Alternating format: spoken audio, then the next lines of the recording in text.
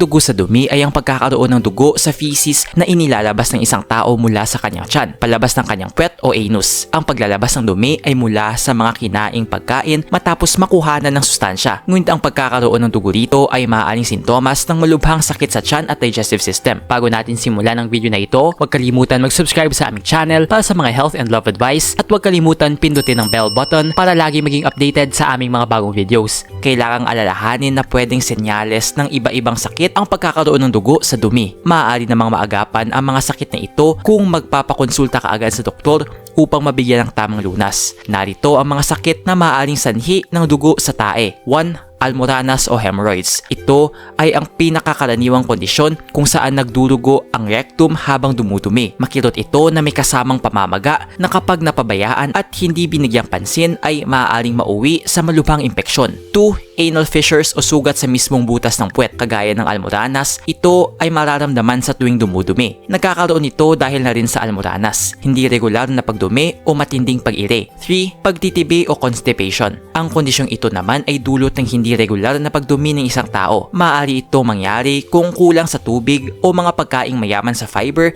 gaya ng pinya o ubas. Minsan, kahit na nais ng dumumi ng tao, hindi niya may ilabas ng buo ang kanyang dumi dahil sa tigas nito. Dahil hirap na may ilabas ang tae, maaaring magkaroon ng anal fissure o pagkapunit sa balat ng puwet na nagdudulot ng pagdurugo. 4. Impeksyon sa bituka. Maaaring magkaroon ng sugat ang bituka dahil sa sobrang acid. 5. Diarrhea. Ang diarrhea ay isang uri ng impeksyon sa tiyan kung saan hindi mapigilan ng tao ang pagdumi ng basa. Dahil sa madalas na pagdumi, nasusugatan ang butas ng puwet at nagiging dahilan ng pagdurugo nito. 6. Colitis. Ito ay isang kondisyon na nagdudulot ng pamamaga ng colon dahil sa impeksyon o inflammatory bowel disease. 7. Cancer sa malaking bituka o colon cancer. Ito na ang pinakamalubha sa lahat ng posibleng sanhi ng dugo sa tae. Magpakonsulta ka agad sa doktor upang matiyak ang iyong kondisyon at malapatan ng agarang treatment. Nag-enjoy ka ba sa video ito? Please hit the like button and subscribe sa aming channel para sa iba pang video tulad nito. Salamat sa panonood!